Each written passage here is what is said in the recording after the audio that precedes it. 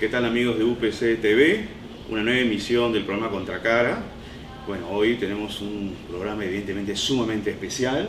Estamos acompañados del escritor argentino Martín Caparrós, quizás uno de los mejores cronistas de la región, para muchos el mejor.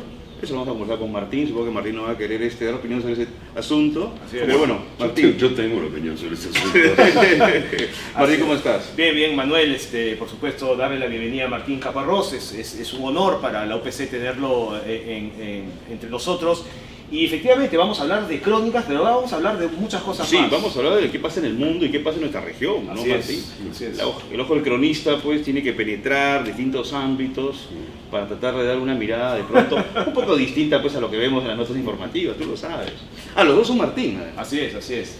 No hay Martín malo, ¿sabes? No, yo te puedo empezar a contar, pero bueno. Bueno, a raíz de lo que está diciendo Manuel, usted alguna vez, en una de las entrevistas tantas que ha ofrecido, señaló que la crónica era, entre otras cosas, era muy política, ¿no es cierto? Y yo me preguntaba si eso tenía que ver con su interés de presentar al mundo, a sus lectores, algunas historias que representaban situaciones muy dramáticas del ser humano. ¿Tiene que ver con eso, Martín? No, en realidad no. Yo cuando digo que la crónica es política lo digo por razones bastante precisas. Por un lado, porque muchas veces mira hacia espacios donde el periodismo tradicional no mira. El periodismo tradicional nos han enseñado a considerar noticia lo que les pasa a los gobernantes, a los ricos y famosos, a las tetonas, a los futbolistas. Hay como un universo muy claro de aquello que se considera noticia. Muchas crónicas miran hacia otro lugar. Al pensar que la noticia es aquello que les sucede a los que de algún modo tienen poder económico, político, de espectáculo, lo que sea, lo que se hace es reafirmar ese poder, en el sentido de que si nosotros pensamos que importa lo que les sucede a ellos, los estamos confirmando en ese lugar de poder que tienen. Y en ese sentido decía, las crónicas muchas veces tratan de mirar hacia otros lugares, no necesariamente los más terribles, ni los más pobres, ni los más nada, sino simplemente lugares que nos han acostumbrado a no considerar dignos de ser mirados, a no considerar noticia. En ese sentido, para empezar, yo solía decir que la crónica es política, y también en cuanto a su propia consistencia, ¿cómo decirlo?, a su propio formato, porque por varias razones. Por un lado, en general, las crónicas están escritas en primera persona. La primera persona que puede o no ser gramatical, digamos, se puede escribir en primera persona sin necesidad de poner el verbo en primera persona, simplemente mostrando que hay una primera persona que está allí y que mira, lo cual es como una especie de desmentida a lo que los medios tradicionales tratan de convencernos, que es de que allí no hay nadie que mira. Eso es la verdad, la realidad, lo objetivo, todas esas pamplinas que suelen decir, que son técnicamente imposibles, ya ni siquiera por una cuestión de intención, sino simplemente porque cada vez que se relata cualquier cosa, y cualquier noticia es un relato, hay alguien que lo está narrando. Es decir, no puede haber narración sin un narrador, y un narrador es subjetivo, ¿no? Lo cual no quiere decir que quiera engañar a nadie, simplemente quiere decir que esa es su visión del asunto y que hay otras posibles, hay muchas otras posibles. Es importante, la prensa, ¿no? Perdón, déjame Sí. terminar un segundo. La prensa tradicional quiere convencerte de que la suya es la única mirada posible, es la verdadera, etcétera, etcétera. Entonces, recuperar la primera persona es una manera de insistir en el hecho de que hay muchas miradas y esa es una de ellas. Y lo mismo se hace, termino con esto ya, con el hecho de que haya una prosa visible, sensible, digamos, sentible, habría que decir, si el neologismo no fuera horrible, porque la prensa tradicional, una vez más, lo que trata de hacer es de eliminar la presencia de la prosa para convencerte de algún modo de que eso es así, no hay nadie que te lo cuente. Otra vez, el narrador puede sentirse cuando hay primera persona, cuando hay una evidencia de la mirada, o cuando hay prosa, cuando hay un texto, cuando se ve que alguien escribió eso. Por eso en los diarios tradicionales lo que había en general era una prosa muy lavada, muy supuestamente transparente, para negar que hubiera nadie mirando. crónicas en general hacen lo contrario, y en ese sentido digo que son políticas, que tienen una crítica muy fuerte de qué es noticia y una crítica muy fuerte de cómo se transmite esa noticia. Cuando hablas del punto de vista y ahora te has referido a la prosa, estamos hablando de la personalidad, por ejemplo, la marca que tiene que dejar el cronista, el escritor, el periodista en su texto.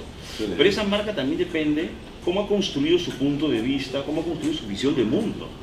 El asunto es de dónde la gente ahora se referencia para construir su visión de mundo, como tenemos todavía, tenemos en este momento, pues, a través de los medios, esta mirada tan superficial y banal de las cosas, ¿no?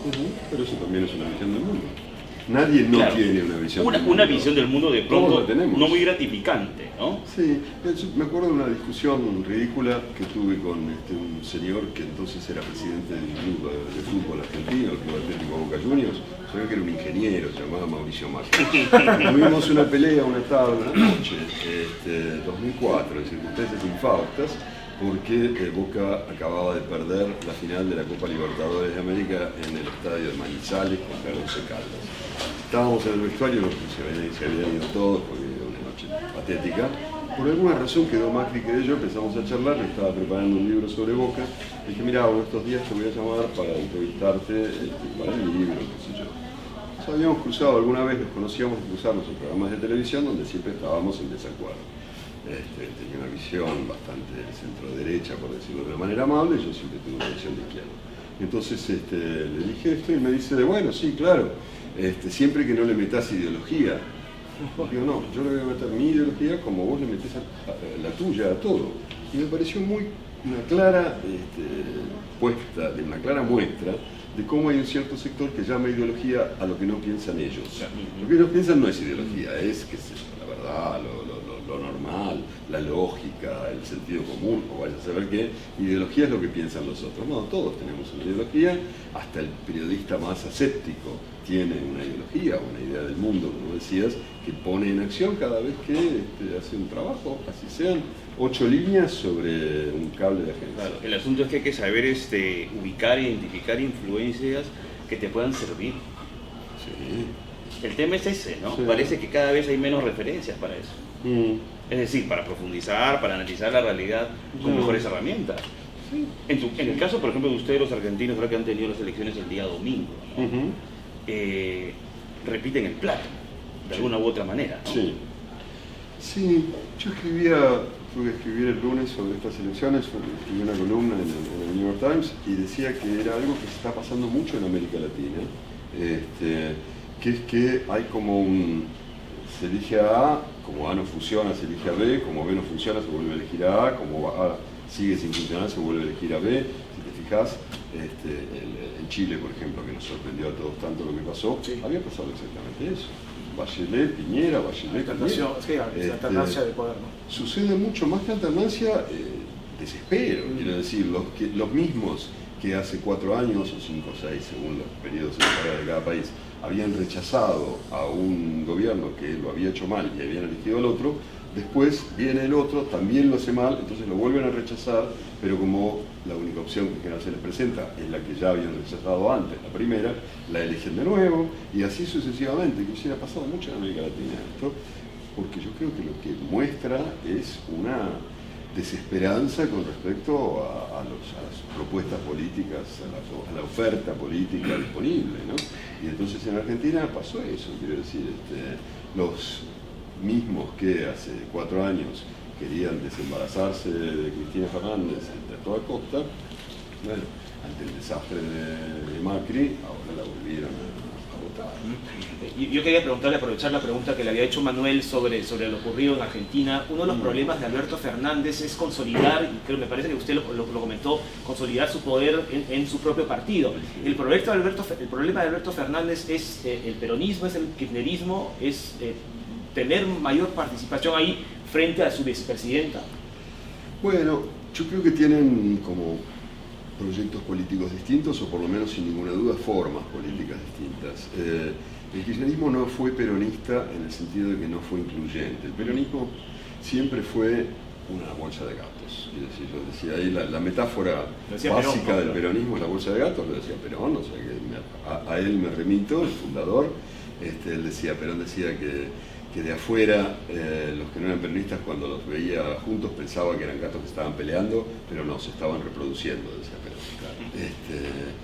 Y se ha reproducido mucho, pero digo, la idea básica del peronismo es juntar a todos los que se pueda, aunque parezcan incompatibles los unos con los otros, juntan todos los sectores, intentan por lo menos juntar todos los sectores. En cambio, el kirchnerismo fue excluyente, quiero decir, solo los que estaban muy fiel y enteramente con ellos eran aceptados dentro del movimiento. El gran cambio que introdujo ahora, con esa política, perdieron varias elecciones últimamente, perdieron la elección del 13, del 15, del 17, etc., elecciones o presidenciales o legislativas. El gran cambio que introdujo Fernández fue recuperar el peronismo, decir, no, con esto no va. Convenció a Cristina Fernández de que con eso no iba a ninguna parte y que lo que necesitaba era volver a la idea peronista de juntar a cuantos más mejor.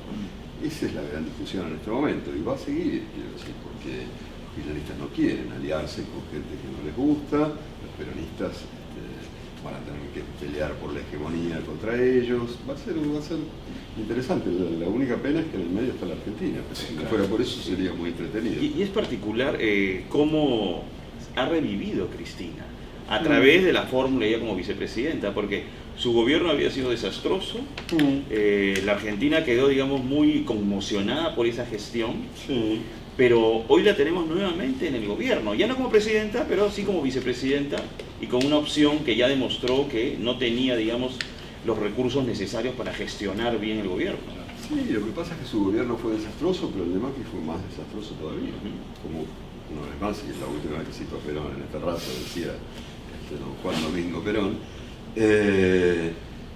decía yo, no es que yo haya sido bueno, los que vinieron después fueron tan malos que me hicieron mejor. Y a Cristina Fernández le pasó eso, es decir, que su gobierno efectivamente había sido rechazado por millones y millones de personas, pero lo de Macri fue tan desastroso que... Tan desastroso para olvidar, por ejemplo, que Cristina Fernández Kirchner es una persona que está investigada, por ejemplo. O sea, yo creo que a veces, la corrupción me cuesta decirlo, pero a veces la corrupción es un lujo de panza llena, ¿no? Cuando no comes, vas a preferir estos que quizás roban un poco, pero te dan de comer. claro. Lamentablemente o no, yo creo que en muchos casos... Bueno, pero también me refiero a gente que es representativa dentro del circuito cultural argentino, que apoya a Cristina y que uno dice, bueno, esta gente tiene cierto tipo de luces que deberían, me parece, reflexionar de otra manera. Sí, han hecho de todas maneras un esfuerzo muy grande por, de algún modo, limpiar a Cristina de la ecuación. Quiero decir, es cierto que hay acusaciones contra otros miembros de su gobierno, por ejemplo, su ex vicepresidente, Amado Boudou, etcétera, que son mucho más sólidas judicialmente. Las acusaciones contra Cristina, es evidente que tenía conocimiento de todo eso y que se beneficiaba de todo eso, pero son mucho más difícil probarlas en términos judiciales. Y entonces lo que fue la campaña contra esas acusaciones consistió en decir que eran inventos, que eran jueces vendidos. La justicia en la Argentina está tan vendida en general que es muy fácil creer que un juez se haya entregado al gobierno de turno para joder a un enemigo político de ese gobierno. Entonces todo esto facilitaba las cosas. Cristina Fernández es vicepresidenta y aparentemente tendrá un papel secundario al principio, pero ¿hasta cuándo cree usted que ese papel pueda estar realmente detrás de Alberto Fernández, que finalmente es el presidente de Argentina electo? Yo creo, pero bueno, la Argentina, por suerte, como la mayoría de nuestros países, es muy dinámica, cambia todo el tiempo, así que no se puede afirmar nada ni a mediano plazo. Pero yo creo que ellos saben que no les conviene deshacerse de Alberto Fernández o atacarlo, debilitarlo, porque eso los debilita a ellos, al kirchnerismo. El hecho de que lo sepan no quita que eventualmente en algún momento la naturaleza prevalezca y lo haga. La vieja fábula del escorpión, en la mitad del río pica el sapo dice, pero ¿qué están haciendo? Nos vamos a hundir, y el escorpión le dice, mi naturaleza. Puede ser, pero yo creo que saben que para llegar a la torerilla tienen que no picar al sapo, con perdón de Alberto Fernández, por el lugar en el que lo dejé con esta metáfora, sí. Sí, Martín, yo quería retomar el tema de la crónica, porque vivimos en momentos en los cuales la mayoría de medios ya no apuesta por la crónica. Y uno dice, bueno, ¿cuál es el sentido del género en base al escenario que vivimos? No dentro de su utilidad natural, que obviamente pues tiene un papel importante. ¿Qué pasa con los periodistas que ya no quieren publicar crónicas? No, yo no estoy de acuerdo con todo lo que dices, salvo el adverbio de tiempo ya. Nunca publicaron crónicas, la mayoría de los periodistas nunca las escribieron. Está bien, digo, no hay por qué tampoco, a veces es más complicado, más difícil, y no hay por qué. Hubo un momento, que quizás dura un poco todavía, en que la crónica o el periodismo narrativo, como quiera que eso se llame, tuvo cierto prestigio, lo que los franceses se llaman un succès d'estime, ¿no? Un éxito de prestigio, pero mientras se estudia en las universidades y se publican antologías y todo eso, los medios siguieron y siguen sin publicar mucho de eso, porque tienen miedo, porque, como yo he dicho muchas veces, hay muchos editores que trabajan para esa especie rara de animal que han creado, que es el lector que no lee, tienen miedo que sus lectores no lean, entonces no quieren darles textos que los asusten, etcétera, etcétera. Muy largo. Pero bueno, si a uno le gusta leer, lee largo. Lo que pasa es que, bueno, es una historia larga, pero hay un problema en ese sentido con la pretensión de masividad, digamos, de cierta prensa, que es la que yo creo que está arruinando muchas cosas en este momento. Toda esta cosa del apetito por el clic que hace que se publiquen cosas cada vez más basureras y que desvirtúa a muchos medios, cuando en realidad, yo siempre trato de decir, es que la buena prensa nunca fue masiva. Quiero decir, ojalá fuera masiva, sería genial que fuera masiva, pero, por ejemplo, en su momento de mayor apogeo, que fueron los años 80, 90, el diario El País en España era casi hegemónico en el país, quiero decir, era realmente, si no salías del país no existías, y era el que manejaba toda la agenda política, cultural, etcétera, de España. Yo pocas veces vi un diario que tuviera tanta influencia como El País en España en ese periodo, ¿no? Todavía tiene mucha, pero comparado con eso, menos. En ese momento de apogeo absoluto, El País vendía una enormidad de ejemplares, 400.000 ejemplares. Ganaba mucho dinero, recibía lentes, etcétera, etcétera. 400.000 ejemplares en un país de 40 millones de personas. ¿Eso qué es? Un 1% de la población leía ese diario absolutamente hegemónico. Bueno, no es masivo, quiero decir, 1 de cada 100. Por supuesto, después, cuando un diario tiene esa posición, esto se reproduce a través de la radio, a través de la televisión, marca la agenda, etcétera, etcétera, pero no es masivo.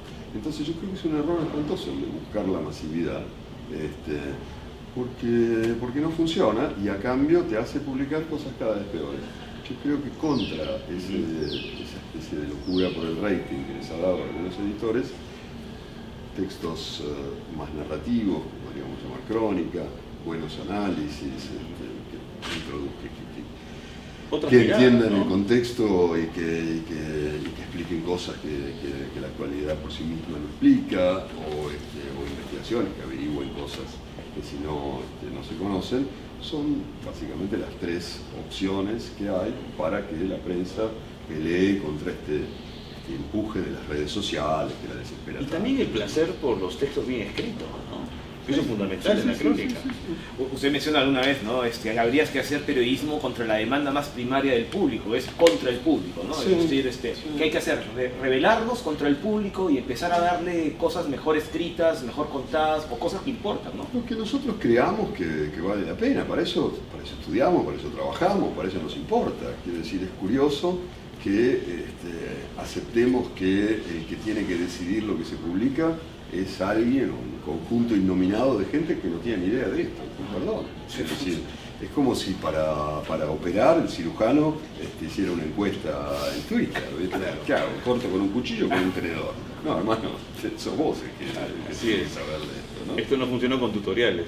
No, ni con encuestas, ni con y nada. Sí. Martín, tú publicaste hace muchos años una crónica Lima Perfume del Final, año 92. Nos moliste en esa crónica. Esto parecía Vietnam. Pero Bueno. tu percepción pues era de una ciudad sumamente caótica, con trata de niños, ¿no? Teníamos una sobrepoblación de comerciantes ambulantes en poco espacio. ¿Cuál es la mirada que tienes ahora de esta Lima, ya posterior? Porque tú ya has llegado al Perú ya en otras ocasiones, has estado acá en la capital, y has podido ver un poco también cómo ha cambiado también la ciudad. Bueno, mira, en ese momento cuando yo estuve, realmente esa percepción de una ciudad caótica y amenazada no era mía, yo no vine con ningún prejuicio, quiero decir, eso fue lo que escuché, lo que vi, lo que todo el mundo me contaba. En una época, ustedes recordarán, en que bueno, la trata de niños fue casi incidental. De casualidad me encontré con una especie de red de trata de niños, no buscaba eso, ni sabía que existía, pero que lo encontré, lo conté. Pero en cambio lo que sí todos sabían y yo venía a mirar era por un lado un brote de cólera, que es una enfermedad totalmente antigua, digamos, casi medieval, y que en ese momento estaba matando a mucha gente en Lima. Y por otro lado la amenaza de Sendero Luminoso, que estabas acá parado y te decían, no, están allá en las montañas, en cualquier momento bajan sobre la ciudad. Te decía gente muy distinta, muy insospechable. Entonces realmente era una ciudad que parecía al borde del colapso. Afortunadamente los apocalipsis tienen una característica, casi todos ellos, es que nunca suceden. Y por suerte en Lima tampoco sucedió. Y es cierto que ha cambiado y se ha desarrollado muchísimo, lo cual también forma parte de una tendencia general del continente. Es decir, hay algo, yo estoy trabajando ahora tratando de armar una especie de mirada global sobre el continente, un libro para tratar de ver qué pasó en América Latina, cómo se transformó, etcétera, etcétera. Y la primera cuestión que salta a la vista es en realidad doble. América Latina pasó de ser un continente predominantemente rural a ser un continente absolutamente urbano. Mira, hace 50 años el 50% de la población de la región era campesina, ahora es solo el 20%. 80% de población urbana, es el continente más urbanizado del mundo, más que los que a priori lo parecen más, Europa, Estados Unidos. No hay lugar en el mundo que tenga tanta población urbana. Claro, urbana de una manera complicada, quiero decir, la mayor parte de ese crecimiento de las ciudades tiene que ver con migraciones muy desordenadas, con establecimientos de barrios muy también desordenados, etcétera, etcétera, ¿no? Por otro lado, el otro gran fenómeno en América Latina en los últimos 20 años es que la pobreza en promedio bajó de alrededor del 50% de la población a alrededor del 30%. Es enorme. La combinación de esos dos factores crea estas ciudades que se han desmadrado, que se han salido de las manos. Quiero decir, por un lado hay mucha más gente, por otro lado hay un poco más de dinero. Embotellamientos que los tienen tan absolutamente obsesionados son producto de esos factores, ¿no? Entonces, un poco lo que me interesa en este momento cuando veo Lima es justamente cómo ese desarrollo que se ve, por un lado esplendoroso y por otro lado amenazador, influye en las vidas de los ciudadanos, ¿sí? Usted mencionaba que este futuro libro, que es una visión de Latinoamérica, y usted ha viajado muchísimo alrededor del mundo. Y estas historias que usted recoge alrededor del mundo, sumado a sus estudios en historia, lo ha ayudado muy positivamente para justamente plantear temas en formato de crónica. Bueno, quiero creer que sí, qué sé yo, sí. Bueno, supongo que uno mira con todo lo que ha ido mirando y leyendo y averiguando durante toda su vida. Afortunadamente eso es una acumulación, digamos, que sirve para seguir mirando. Y supongo que sí. Pero no sé, no tengo ni idea. Martín, una pregunta muy simple. ¿Tú eres optimista en relación a lo que es el periodismo? Yo soy optimista en general, sobre todo a mediano plazo.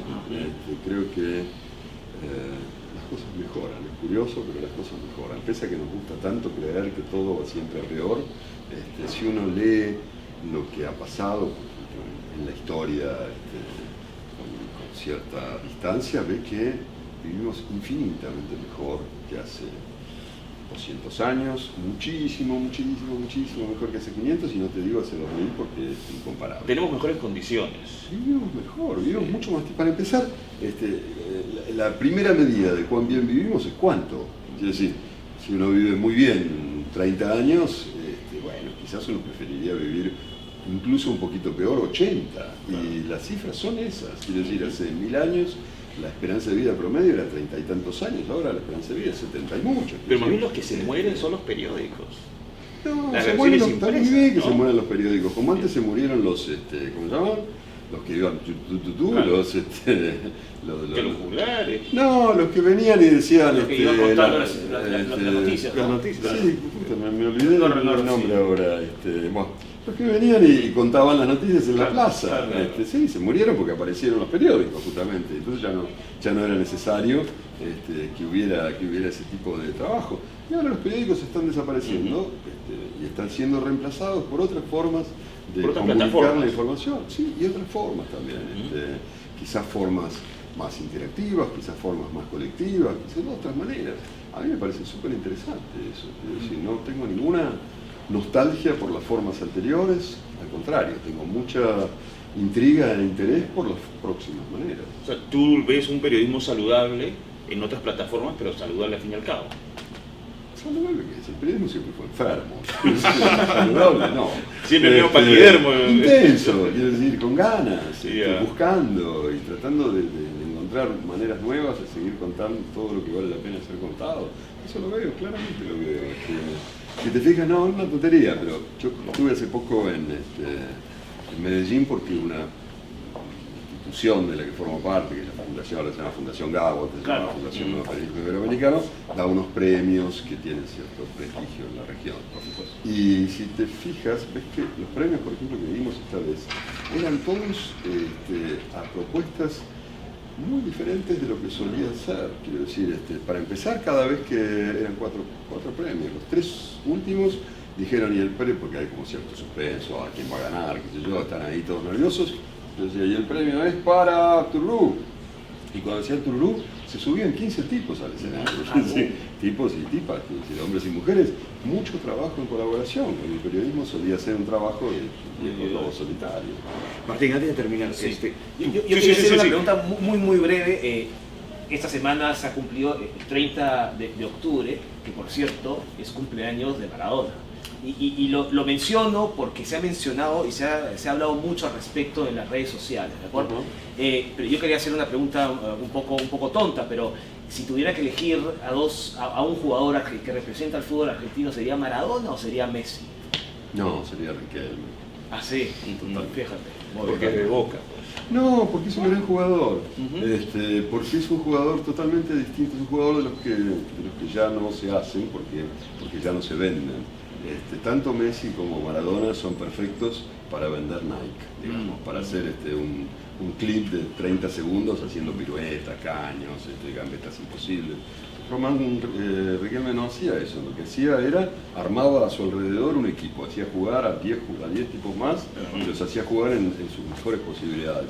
Y de eso hay muy poquito ya, porque Sí. no se ve. Claro, no no quiero se ve generar bien. polémica, Hay que pero saber de fútbol para ver eso. En la selección como que le faltó, ¿no? No le faltó, se fue porque se hartó de Maradona, porque Maradona buchoneó, como dicen en Argentina, se habló de más en un programa de televisión.